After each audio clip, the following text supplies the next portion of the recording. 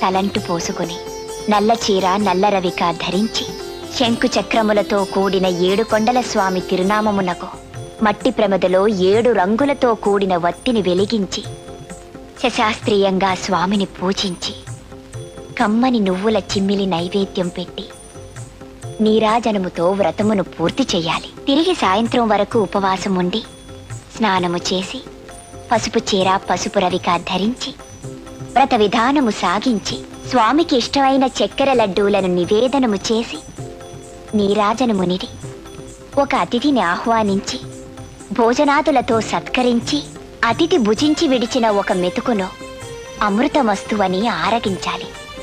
అప్పటికి ఆనాటి శనివార వ్రతం పూర్తవుతుంది.